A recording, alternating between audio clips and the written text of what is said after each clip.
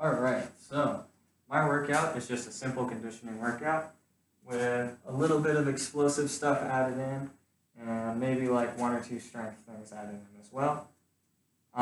It's mostly just to get the heart rate up and get you moving.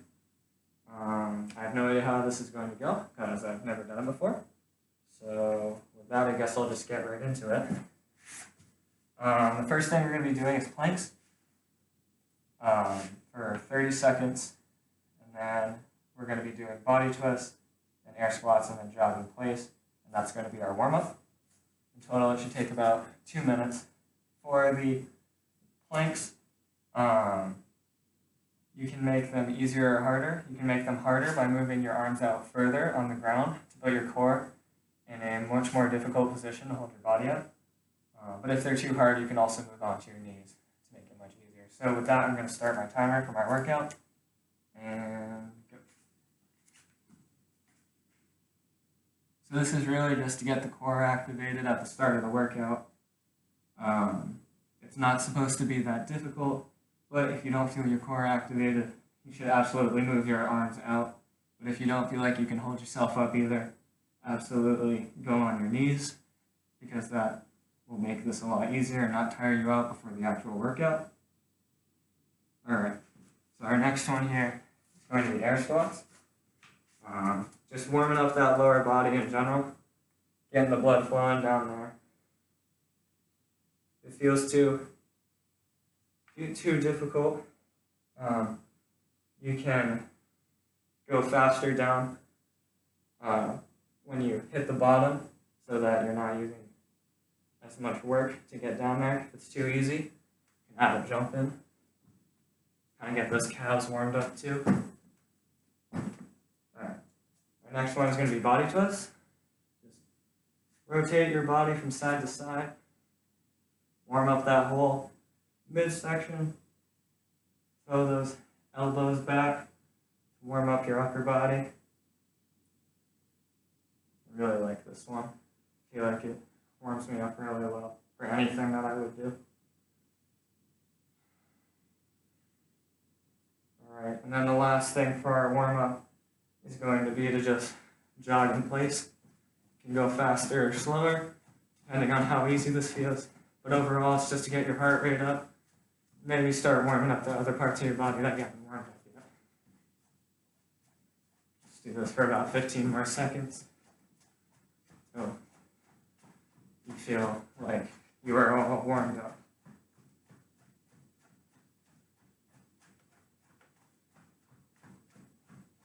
Alright, and then with that, we're going to rest for about a minute in between the warm-up and the conditioning phase. So the workout I have planned for today is a circuit, which is one exercise after another, and then at the end we rest. And after we rest, we go back and we do it all again. So my workout consists of 2 circuits, and the first one that we are going to start with is just jump squats. Now you can modify this to jumping higher if it feels too easy, or you can just do a regular squat if it feels too hard for you. This will be a more plyometric movement than anything else. You should really start off with the hard-hitting plyometric movements at the beginning of the workout to kind of pre-tax your body before you get into the other stuff. All right, we're going to start off 3, 2, 1, and go. Now we're going to be doing this for about 1 minute. Try to keep consistent form all the way through. Don't let your form break down, even when it starts to get tiring.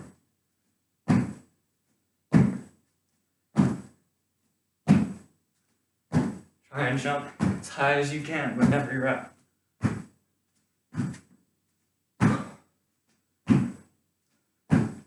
Halfway.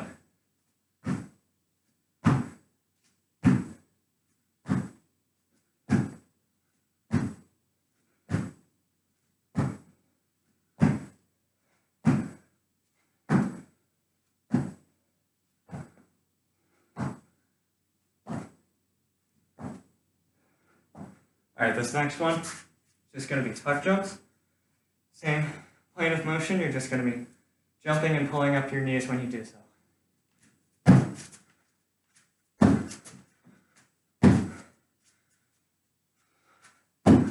This one's only for about 30 seconds, so we're already about half done.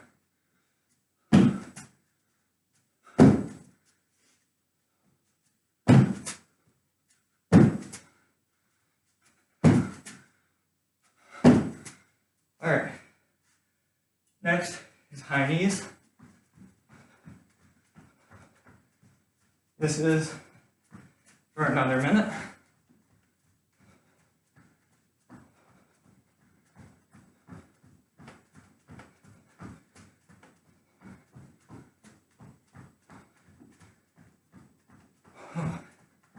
Really try and bring those knees up as high as you can.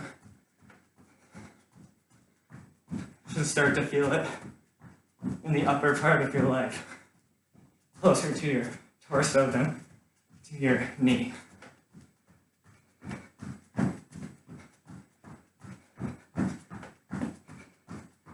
15 more seconds.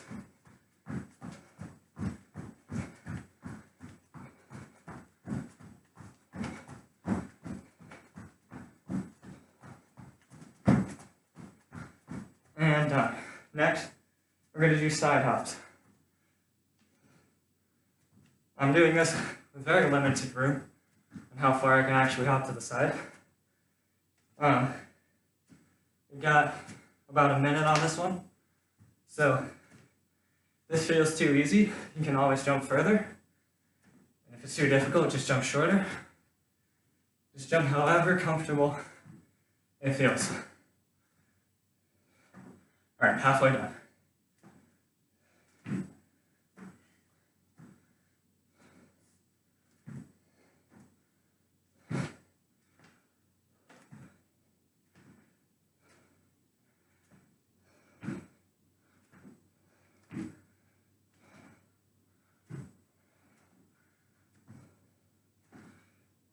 All right, 5 more seconds.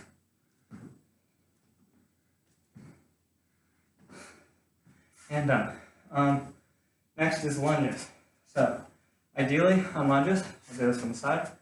You want to go down, you want to step forward a comfortable length, then go down, let your knee touch the ground, come back up, step forward with the other knee, bring down and do the same thing on the other side. And this one, also for about 30 seconds.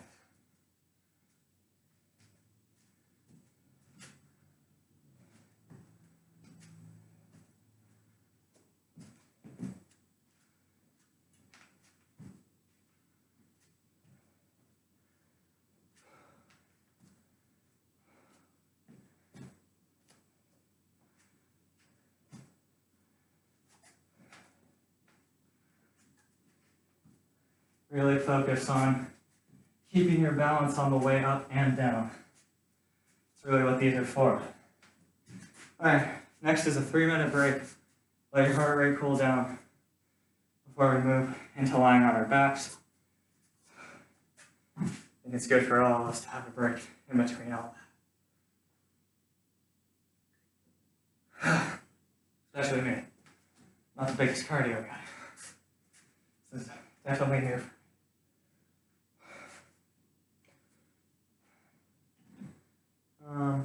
So the next 2 exercises, I have 2.5 minutes to talk, so I might as well, are going to be core exercises. So I'm lowering the heart rate right now to reduce any risk in between those last sets and this one, people potentially getting injured. The first thing we're going to go into is 30 seconds of V-ups.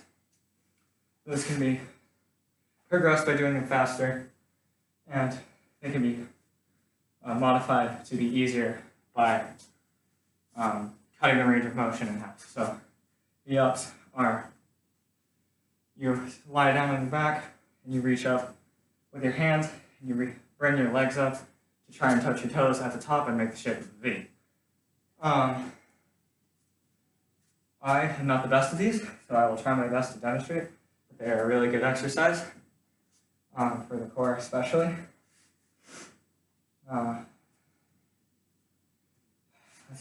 I got about 1.5 minutes left on this. I can feel my heart rate just barely starting to go down. Whew. Not actually sure how long I'm supposed to wait for the heart rate to go down. I don't know when the risk is lowered enough to the point where it's safe to switch in between. This was a very bad choice. Wear a sweatshirt out here. My very hot garage. Alright, 1 minute left on this rest, and then we're going to go into V-ups, and then we're going to have a 5-minute rest in between this and doing our final circuit.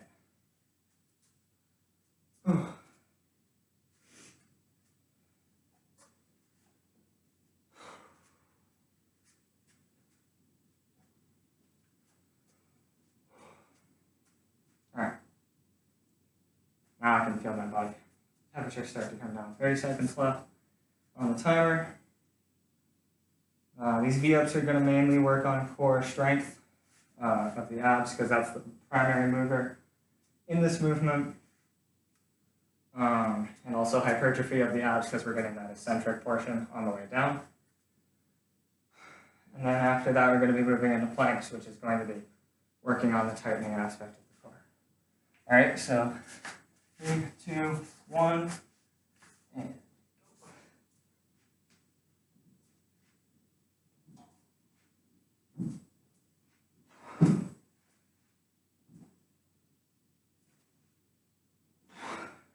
really focus on bringing your upper body and your lower body together at the same point at the top.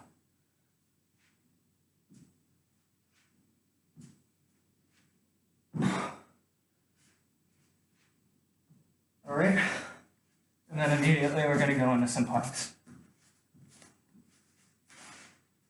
Really try to get your butt as low to the ground as you possibly can without touching. Technically it should be parallel. Tighten your core as hard as possible. You can do that by pulling your arms back and your toes in. Really going to feel that core that way. 3, 2, 1, and stop. All right, so now we've got a 5-minute rest in between this and our next circuit. So basically my whole thought process of this was really going to work out in the quads on this workout. All right, not that good with cardio. It's really killing my lungs here. Really get a good workout in the quads as they are primary movers for activities of daily living that for the most part you would be using them every day, whether that be getting up from a chair, walking, going upstairs. Quads are used in pretty much everything, even if you don't realize it. Even most things that you do with your upper body, you're going to get most of that drive from the quads in your legs. So I figured a 5-minute rest in between that would really reset our body, get our muscle energy stores back into the places where they need to be, to start and do that whole process all over again. I decided on only 2 circuits. I feel like 3 would have just been overdoing it, and 1 was for sure not enough. Yeah. I feel like thinking back on it while I'm doing it right now, because it's the first time I've ever done it, high knees may not have been the best choice. I feel like I feel it more in the core than I do on my legs. So maybe they're not the best for a speed workout. Alright, sorry about that. My dad came in and asked me a question. Clock's still running, got about 25 seconds now until the next circuit starts. So just get right back into it. 15 seconds. Back to the jump squats for 1 minute. This is our last circuit. Really focus on jumping as high as you can with each rep. It should really tire you out. 2, 1, and go. You should notice that now that you're all warmed up, and you've done this once before, then you can jump much higher, and each rep feels a lot easier. Because now, you are learning to use those quads to produce more force into the ground.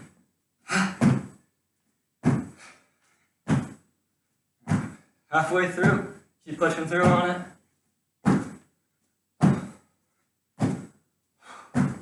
Oh, my ground's a little uneven here. The boards below me popped out.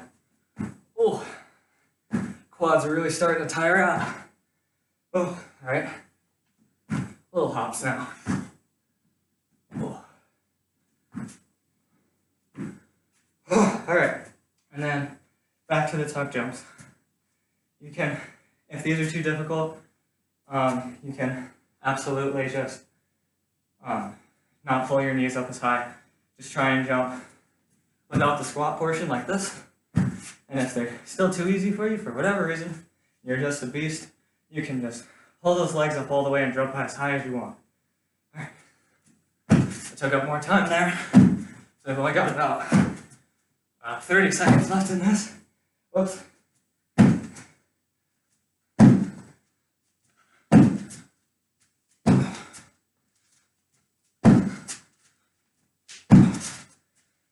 right. 20 seconds left.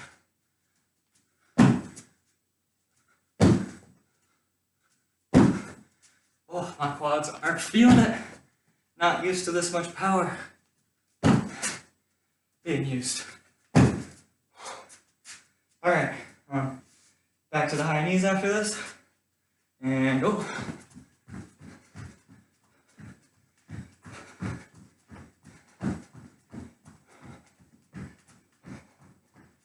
Yeah, I definitely don't feel this in my knees as much as I would have liked to. But that's okay. I'll just remember it for the next time I'm making a workout to not include high knees. Although I must say, it is a nice break in between all the quad workouts.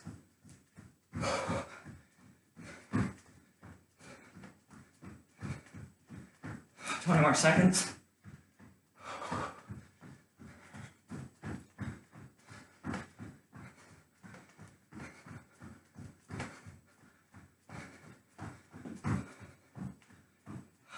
Five, four, three, oops, 2, 1, stop. All right, next is side hops again. Sorry about that, I hit my heel on one of the 45-pound plates behind me. Not a good idea. Luckily enough, none of my weight was on that heel, so I'm just fine. Again, if I had more space to work with without falling off the edge or hitting myself off this rack here, that would be wonderful. 30 more seconds.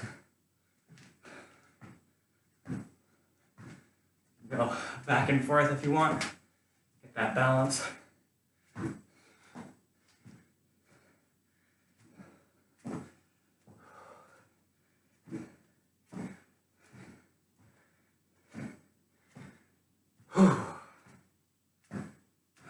Five, 4, 3, 2, 1, stop. All right, back in the lunges now for 30 more seconds. And then we got our break for 3 minutes.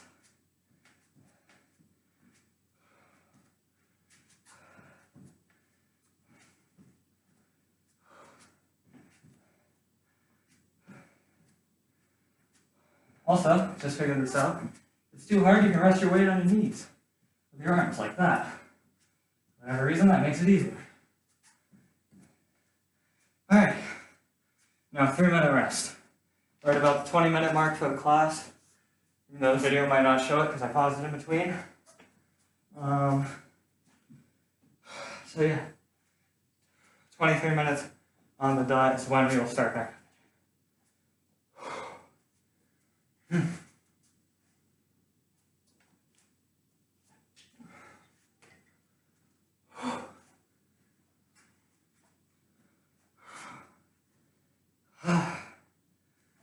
Jeez. thought it was so cold when I walked out here, but as soon as you get your heart rate up, sweating in here. God, it's only like 30 degrees out. There's no reason I should be studying this. Granted, I'm not a track runner like the rest of you three are, so I'm sure this workout may be much easier for you guys. All I do is lift heavy weights. Alright. 2 minutes left on this break. Then we'll be heading back into the V-ups. Again, these V-ups are really good for core strength and hypertrophy. Now that I'm thinking about it, it can also be really easily used for power as well. Because when you're in that fully laying out position, you think collectively at the bottom that you're going to explosively go up and reach your toes and your hands to meet in the middle. It could also be power for your core, which I would imagine is super helpful for any sport. As you'd mostly be tightening your core in any quick successive movement. That's like running to maintain your stability. As you're running, make sure your spine doesn't collapse. Or when you're plowing into somebody on the field in football, you wouldn't want your core to collapse in because, well, then they'd be running over you, not you running over them. Alright, 45 seconds left. I think the 3 minutes is a pretty good time in between to let my breathing subside. It's taking me a little longer because I'm talking in between this as well. I feel like if I wasn't, I would be practically recovered. It wasn't so hot in here either, that probably would help. I'm mostly complaining. I would imagine this is fairly manageable for anybody. Especially with the progressions and regressions that I've added here. Really looking forward to that cool down because I am tight all over my body because I neglect to mobility work. Alright, let's get on the floor. It's 23 minutes now. Start those V-ups.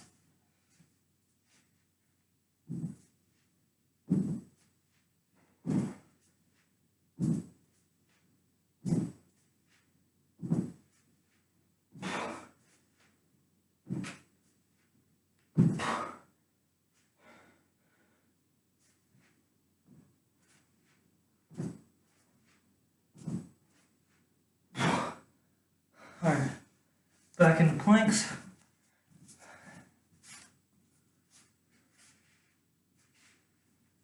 Oh, really feeling those planks now. It's getting much harder to hold that position. Oh, I'm not going to be able to pull my core in this day because of how out of it is right now. 5, 4, 3, 2, 1, and done. Alright.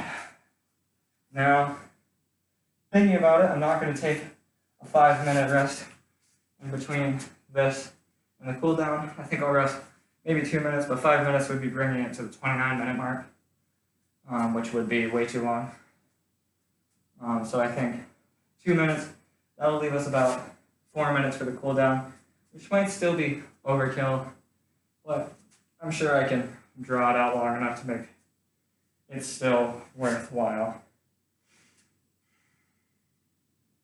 Oh yeah, if I just double this, if I just double the time on each cooldown, I will definitely be able to reach that 4-minute mark that is required for this.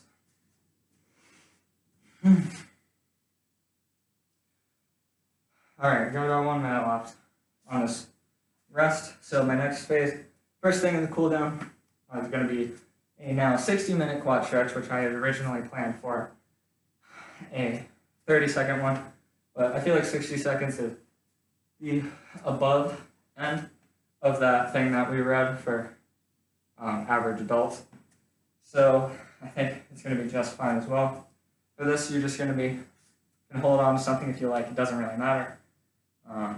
But for the most part, you're just going to be wanting to keep this angle of from your hip down to your knee, straight, or as straight as you possibly can, while pulling this foot back. You should feel the stretch either closer to your hip or down in your knee. Really anywhere along this end is going to be perfect. That's what we're aiming to do here. So we're going to start that in 5 seconds. Hold it. You know what? 30 seconds on each side for this. Now that I'm thinking about it. That actually makes much more sense to do it that way. So hold this for about 30 seconds on the side. Really pull it back into a comfortably stretched position. Don't want to be yanking it back. You could hurt yourself that way because then you won't be stretching it and you're not really getting any benefit out of this. All right, and we're going to switch now. Do the exact same thing with the other leg. And hold on to something if you like. Find that comfortable position again and hold it there for the next 30 seconds. All right. Really, if you can, stretch it back so that you can feel it in the middle of your leg as you're pulling it back there. It's going to be the main tightest part, either that or up towards your hips. All right, and then next we're going to be going into a hamstring stretch. So for this, you can do the normal standard, just reach down and touch your toes. I wouldn't advise this. I don't find this to be the most helpful when I'm stretching my hamstrings. What I like to do is, even though it's kind of hard to balance, I like to wrap one leg behind my ankle and reach down that way and only stretch one side of the hamstrings. Personally, I can feel this much better in my calves, and I'm also able to stabilize myself with this foot, even if it looks like I'm a little shaky. We're going to switch now because I spent too much time talking. Do the same thing. Reach down, really stretch out your calf, hamstring. They're both connected, so either one that you're stretching out is perfectly fine to be stretching. Both are very commonly tight things in our modern world where we're sitting down in front of a computer for hours on end. All right, and 3, 2, 1, and done. And next is going to be a shoulder stretch. And there's many different ways you can do this. I'll just go over a couple of them. Probably going to run over in time. It's all right. One of them, to really stretch this front delt, that I like to do is grab onto surface near you and slowly rotate out so you feel a stretch in that front delt there. Try and pull your shoulders down and back while doing this. You can really feel that stretch there. You may also feel it in your bicep. That can get tight pretty easily. Oh my God, switch. Do the same thing on the other side. This is a very commonly tight area as well, because we do a lot more pushing things in our daily life than we do pulling things with our back. So stretching this component will be much better overall. And next, we are going to be finishing this workout off with just a simple back stretch. So you can do this in one of two ways. I think the safer way is probably going to be grabbing a pole again, you have access to it, and really sitting back into that stretch and feeling the stretch on the back of your shoulder. You're going to let your shoulder pull forward a little bit. You aren't going to be rounding it back or anything like that. Really pull it forward and switch. This is going to be stretching your upper back, which is often, and your shoulders, which are often very tight in general from the way that we sleep, and it's overall better to just get those things stretched out than to leave them tight.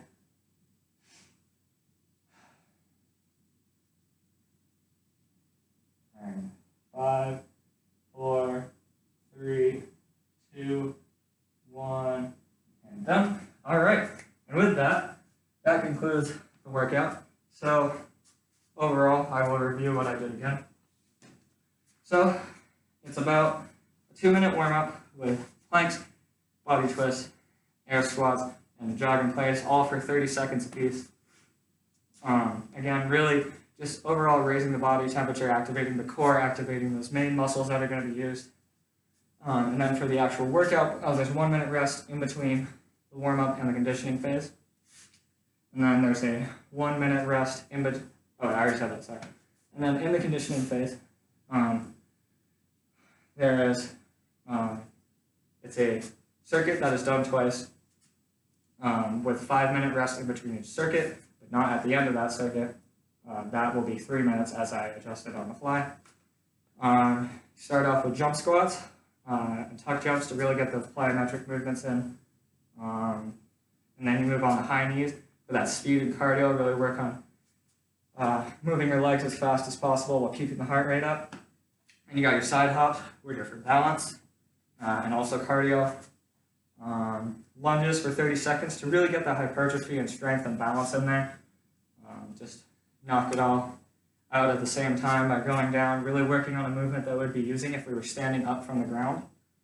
Then a 3-minute break in between there to lower the heart rate so that we can get into our core movements, which were V-ups and planks. One is a moving component of the abs, while the other is a stabilizing component, both of which will be used by the core in general. Then, like I said, 5-minute rest, go back through the circuit one more time, 3-minute rest in between that and the cool down phase, which consists of 30 seconds of each side on a quad stretch, hamstring stretch, shoulder stretch, and then a back stretch.